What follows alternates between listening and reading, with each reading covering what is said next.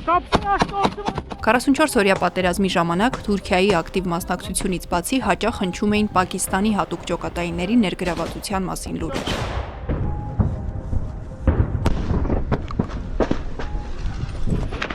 По некоторой информации еще и вовлечены спецподразделения армии Пакистана. Armed fighters from Pakistan taking part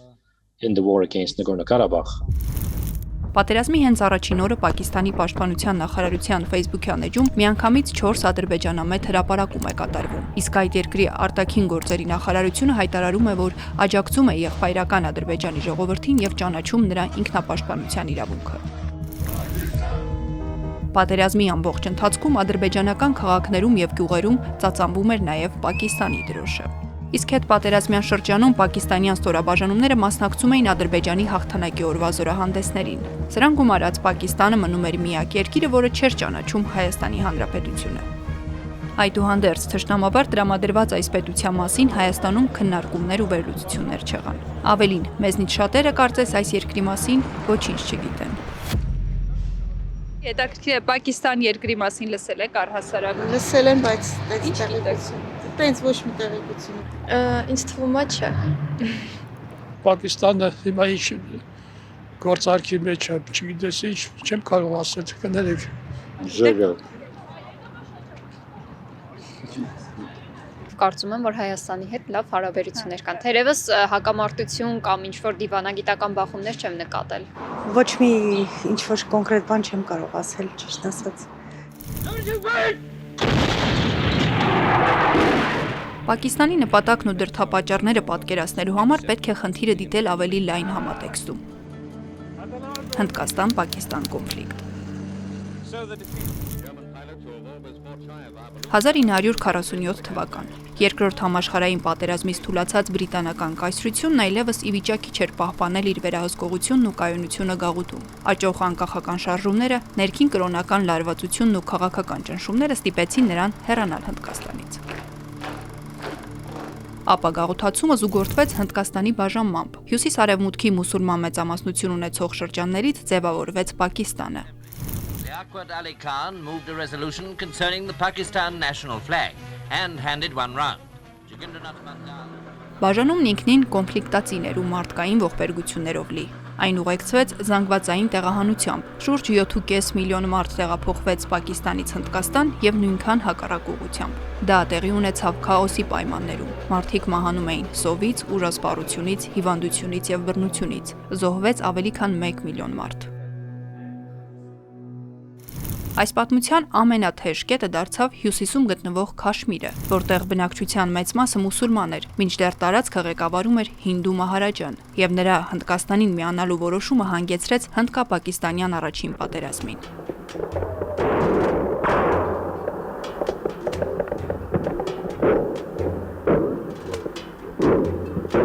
Դրանից հետո Քաշմիրը մնաց բաժանված, տարածքի մոտ 2/3-ը Հնդկաստանի, 1/3-ը Պակիստանի վերահսկողության տակ։ 1947-ից ի վեր Քաշմիրի շուրջ տեղի է ունեցել 4 խոշոր պատերազմ եւ մի շարք լուրջ բախումներ։ Հնդկաստանի ու Պակիստանի ուժային հավասարակշռության պայմաններում Քաշմիրը մշտական լարվածության եւ անկայունության աղբյուր է տարածաշրջանում։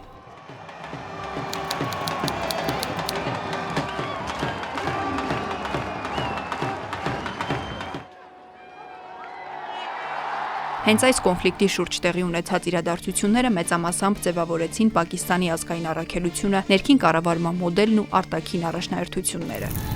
I love Pakistan, I will sacrifice my life for Pakistan! I love Pakistan!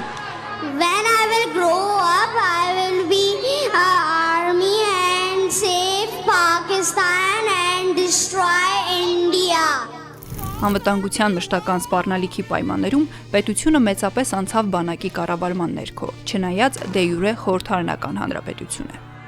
Պակիստանը փաստացի վերածվեց ռազմական բռնապետության, որտեղ բանակը քանիցս տապալել է ընտրված կառավարությունները եւ երկրի ամբողջ տնտեսությունը դրել ռազմական ռելսերի վրա։ Սկզբնական շրջանում Պակիստանի ռազմական արդյունաբերության զարգացման գործում մեծ աջակցություն էին ցուցաբերում Միացյալ Նահանգներն ու Մեծ Բրիտանիան։ Ավելի ուշ ռազմավարական գործընկեր դարձավ Չինաստանը, որն այդ աշխարհամասում Հնդկաստանի գլխավոր մրցակիցն է։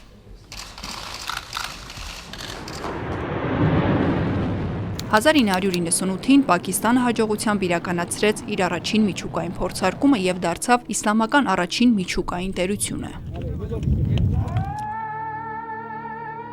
Առհասարակ Պակիստանի քաղաքական դիսկուրսում եւ գաղափարախոսության մեջ առանցքային է իսլամն ու իսլամական նախագիծը, Քաշմիրի անավարտ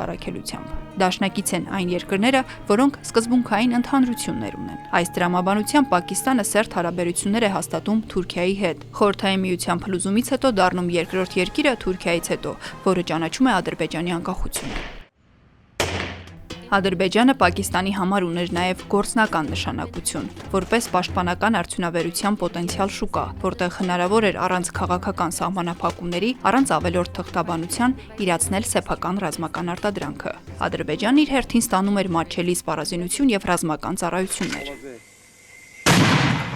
Արցախյան առաջին պատերազմի ընթացքից արդեն Պակիստանն աջակցում էր Ադրբեջանին բանակի վերապատրաստմամբ ու խորհրդատվությամբ։ Պատերազմից հետո, երբ ադրբեջանական հյուծված բանակը վերակազմավորման խնդիր ուներ, համագործակցությունը մտնում է վերազինման եւ սպառազինության մատակարարման փուլ։ 2000-ականներից սկսած Ադրբեջանի նավթային եկամուտներով պայմանավորված Պակիստանը դառնում է սպառազինության կարևոր մատակարարներից մեկը։ 2015-ին Ադրբեջանն ու Պակիստանը Բաքվում ստորագրում են ռազմավարական գործընկերության մասին հռչակագիր։ Պակիստանն Ադրբեջանին մատակարարում է մի շարք զինատեսակներ, ադրբեջանցի սպաները վերապատրաստվում են Պակիստանի ռազմական բուհերում։ Թուրքիա-Ադրբեջան-Պակիստան տարիների սերտ համագործակցության գործնական փորձարկումը եղավ 2020-ի Ղարաբաղյան երկրորդ պատերազմը։ Ամենակոնկրետ արդյունքը սակայն սպառազինության խոշոր գնումներն են։ 2024-ին Ադրբեջանը Պակիստանի հետ ստորագրեց շուրջ 1 միլիարդ 6 միլիոն դոլարի պայմանագիր GF-17 բլոկ բազմաֆունկցիոնալ կործանիչների ձեռքբերման համար։ Գործարքը ներառում է նաև ուսուցումն ու տեխնիկական սպասարկումը։ 2025-ի հունիսին գործարքն ընդլայնվեց։ Պակիստանը պարտավորվեց ավելի քան 4.5 միլիարդ դոլարի մինչև 40 ինքնաթիռ մատակարարել։ Սա Պակիստանի պաշտպանական արդյունաբերության պատմության մեջ արտահանման ամենախոշոր գործարքներից է։ Պատահական չէ, որ մեր տարածաշրջանում սկսեց մեծանալ Հնդկաստանի գործոնը։ 2022-ից 2024 թվականներին Հայաստանը Հնդկաստանի հետ կնքեց պաշտպանական մի շարք պայմանագրեր, ընդլայնելով ռազմական համագործակցությունը եւ դիվերսիֆիկացնելով սպառազինության աղբյուրները։ Նույն ժամանակահատվածում Հայաստանը զգալիորեն բարձրացրեց մուտքի եւ կացության ընթացակարգերը Հնդկաստանի քաղաքացիների համար։ Այսպիսով, Հնդկաստանի ու Պակիստանի երկարամյա հակամարտությունն անուղղակիորեն սկսվեց արտացոլվել մեր տարածաշրջանում։ 2025-ին Չինաստանում Հայաստանի ու Պակիստանի միջև առաջին անգամ կնքվեց դիվանագիտական հարաբերություններ հաստատելու մասին փաստաթուղթ, ինչը կարող է լինել Պակիստանի հետաքրքրության շարժառիթը, ԵԱՏՄ-ի հետ հնարավոր փոխգործակցություն, Հայաստանի միջոցով նոր հաղորդակցային ուղիների որոնում, թե ավելի լայն տարածաշրջանային հաշվարկներ։